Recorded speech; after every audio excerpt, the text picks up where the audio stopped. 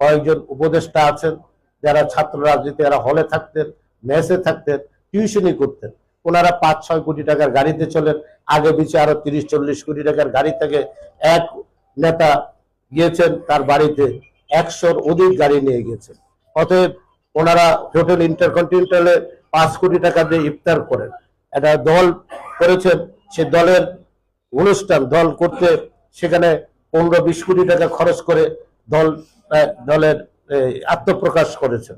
ওনারা চলাফেরা করেন, খাওয়ার আগে পরতেন 500 টাকার পাঞ্জাবি, এখন পরেন 30,000 টাকার পাঞ্জাবি, জুতা পরেন 50,000, হাতে ঘড়ি 40 লাখ টাকা।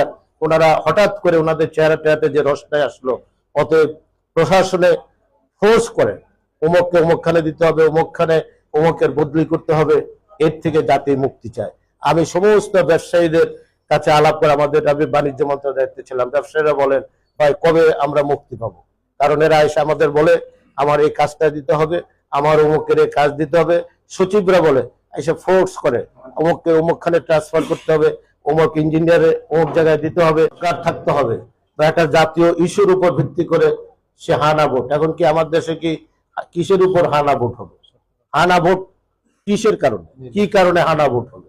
হানা ভোট এটা হলো যারা দেশকে অস্থিতিশীল করতে চায়, যারা বিদেশি এজেন্ডা বাস্তবায়ন করতে চায়, দেশে যারা গণতন্ত্র প্রতিষ্ঠার প্রতিবন্ধকতা সৃষ্টি করতে চায়, যারা দেশে নির্বাচিত সরকার আসুক চায় না, যারা অনির্বাচিত সরকারের কথা চিন্তা ভাবনা মাথায় আছে, তারাই এটা এই হানা ভোটের কথা বলে। অতএব আমরা সুস্পষ্টভাবে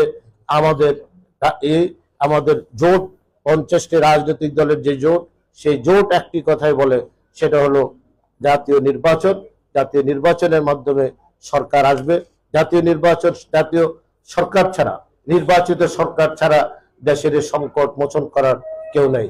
যদি 90-র গণঅভ্যুত্থানের পরে বিচারপতি শাহাবুদ্দিন অতি দ্রুত নির্বাচন না দিতেন, তাহলে সেদিনও জাতি একটা অন্ধকারাচ্ছন্নে পরিণত হতো। মুক্তিযুদ্ধের সম্পর্কে আবার মুক্তিযুদ্ধের স্বাধীনতার সপক্ষে কোনো কথা বলেন না, মুক্তিযুদ্ধকে পাশ কাটিয়ে দ্বিতীয় রিপাবলিকের কথা বলেন, তারা বাংলাদেশের জনগণের সপক্ষে